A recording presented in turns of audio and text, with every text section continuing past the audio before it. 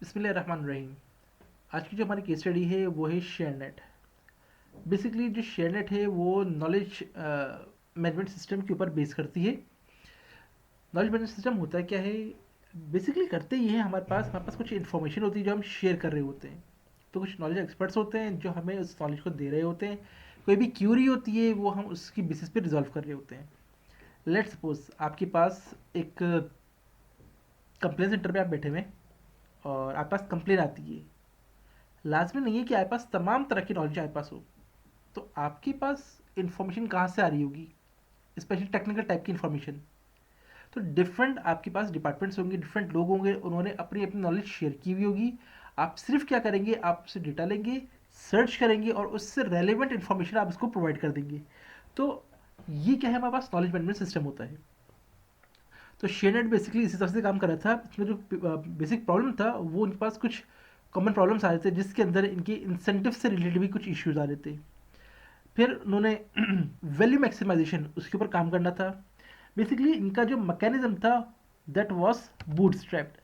ये बूटस्ट्रैप होता क्या है?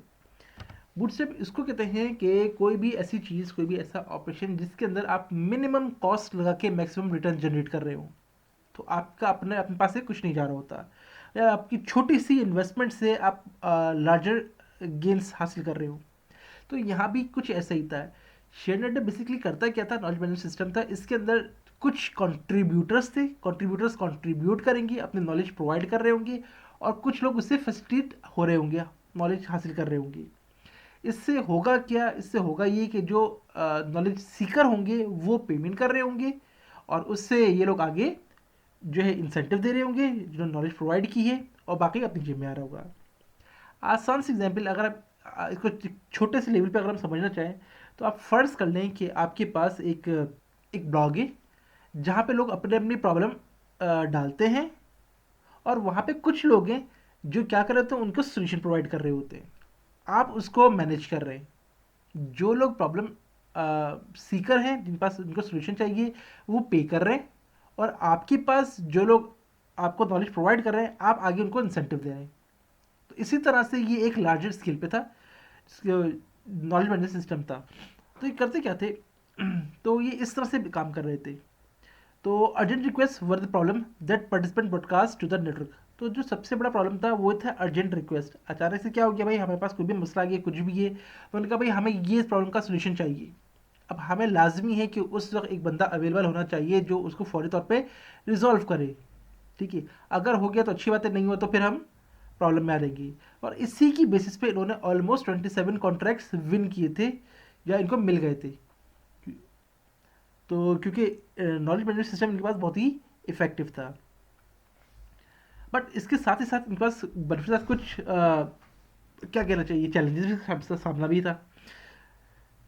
इन्होंने 2002 के अंदर इन्होंने एक major cost cut down programme start किया है। इस कॉस्ट कट डाउन प्रोग्राम में प्रॉब्लम इन्होंने ये कहा कि भाई हम जो इंसेंटिव थे वो उसको ख़त्म कर रहे हैं। अगर इंसेंटिव ख़त्म हो गया तो कोई कंट्रीब्यूटर आएगा क्या? नहीं। अब ये इंसेंटिव देते कैसे थे? इंसेंटिव देने का तरीका ये था कि भाई जिसने जितना जितना पार्टिसिपेट किया है उसको उस प्रोपोर्शन के हिसाब से ये इंसेंटिव दिया करते थे। इन्होंने कहा कि हम इसको ख़त्म कर रहे हैं और हम करेंगे क्या कि जो मेजर कंट्रीब्यूटर होगा हम उसको पे ऑफ करेंगे। दैट मीन्स आपने छोटे को कट डाउन कर दिया, तो जो मेजर कंट्रीब्यूटर थे उनको ज़्यादा पेमेंट मिल रही होगी। तो अब हर बंदा जो है वो ज़्यादा से ज़्यादा कंट्रीब्यूट करने की कोशिश करेगा। तो that was the basically proposal था इनका, जो इनके चल रहा था कि हम इसको इस तरह से कर लें। अब प्रॉब्लम क्या है कि नॉलेज मैनेजमेंट सिस्टम में प्रॉब्लम ये डिफ़िकल्ट क्यों है? Why is knowledge management so hard? तो भाई इसके अंदर कुछ प्रॉब्लम्स हैं, कुछ इश्यूज हैं। पहला इशू क्या है? Capture and transfer of multiple types of knowledge. हमारे पास क्या है, मल्टीपल टाइप्स ऑफ नॉलेज होती है, उन सबको साइमल्टेनियसली डील करना। देखिए आपके पास एक बंदा बैठा हुआ है, भाई वो बंदा जो है उसको एक स्पेसिफिक एरिया होगा, हर चीज़ की नॉलेज उससे नहीं होगी। तो हमारे पास मल्टीपल टाइप, मल्टीपल डायमेंशन हमारे पास लोग चाहिए होते हैं। दूसरी बात क्या थी हमारे पास ये थी कि difference between data, information and knowledge. हमें इस चीज़ को समझने की ज़रूरत है कि तुम्हें फ़र्क क्या है, डेटा क्या होता है। मैं कहता हूँ लेट सपोज कि 25 एक नंबर है, एक वैल्यू है। ये तो डेटा हो गया, डेटा है फैक्ट्स एंड फिगर्स। 25 एक वैल्यू है, नंबर है, तो एक डेटा तो हो गया। But what's information? भाई इस 25 का मतलब क्या है?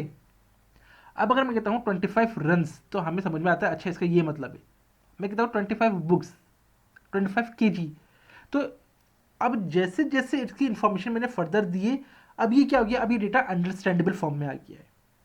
और अगर यही हम क्या करें, इसको मल्टीपल इंफॉर्मेशन हमारे पास हो तो ये नॉलेज बन जाती है।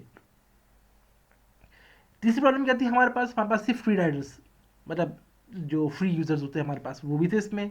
और हमारे पास एक स्केलिंग का प्रॉब्लम था इसके अंदर। अच्छा भाई, तो अब इन सब का सोल्यूशन क्या निकाला जाए, क्या करना चाहिए हमें, क्या नहीं करना चाहिए?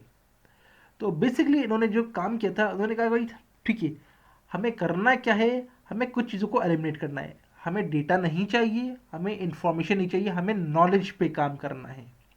हम क्या करेंगे, हम नॉलेज लेंगे, मतलब कंप्लीट इंफॉर्मेशन, मल्टीपल इंफॉर्मेशन से हम नॉलेज बना रहे हैं। और ऐसे नॉलेज हम उसको क्या करेंगे, उसको डॉक्यूमेंट करेंगे। रिटन फॉर्म में होगा, ग्राफिकल फॉर्म में होगा, किसी भी फॉर्म में होगा, मगर डॉक्यूमेंटेड होगा। क्यों डॉक्यूमेंट कर रहे हैं? ताकि हम उसको रीयूज कर सके, जिसे हम कहते हैं नॉलेज लाइब्रेरी। जहाँ पे जाएगा ये, डायरेक्टरीज में जा रहा होगा, लाइब्रेरी में जा रहा होगा, वहाँ पे हम इसको रीयूज कर सकेंगे, ताकि हमें हर वक्त एक बंदे की जरूरत ना हो। देखो प्रॉब्लम वापस से सोचो, प्रॉब्लम क्या आती है हमारे पास, कि भाई हर तरह की इन्फॉर्मेशन एक बंदे के पास नहीं हो सकती। ठीक है। दूसरी बात ये कि हमें फौरी तौर पे बंदे की ज़रूरत पड़ती थी। अगर हमारे पास ऐसा हो जाए कि कंप्लीट इन्फॉर्मेशन पड़ी हुई है, मैं जाऊँ जाके सिर्फ सर्च करूँ, मेरे पास तमाम वो इन्फॉर्मेशन निकल के आ जाए, तो हमारे पास ये इश्यूज रिजॉल्व हो गए। फिर इन्होंने इसके बाद क्या किया, इन्होंने कहा क्रिएटिव इंसेंटिव फॉर पार्टिसिपेंट्स। उन्होंने कहा भाई हमें जो पार्टिसिपेंट्स है उनको इंसेंटिव देना है, मगर इंसेंटिव में कुछ चेंजेस की जा रही हैं। वो चेंजेस क्या थी, इन्होंने कहा भाई इंसेंटिव होंगे, मगर ऐसे नहीं होंगे जैसे पहले थे शेयर्स की बेसिस पे, उसी की बेसिस पे ही होंगे, मगर अब किस पे होगा, यूजफुलनेस पे। आपकी इंफॉर्मेशन यूजफुल कितनी है, जिसे हम रेटिंग कहते हैं। ठीक है, तो उनका भाई हर चीज़ की इंफॉर्मेशन की रेटिंग होगी, और उस रेटिंग में जिसका जितना ज़्यादा शेयर बन रहा होगा, उसके अकॉर्डिंगली प्रोपोर्शनेटली वो डिस्ट्रीब्यूट हो रहा होगा। ठीक है, तो पहले हमारे पास चेंजेस क्या आ गई, हाँ तो इसमें चेंजेस क्या आ गए हमारे पास, पहले चेंज आ गई हमारे पास कि जितने भी होगी हमारे पास, हम किस पे काम करेंगे, हम काम करेंगे नॉलेज के ऊपर। दूसरा, हम काम करेंगे डॉक्यूमेंटेशन के ऊपर।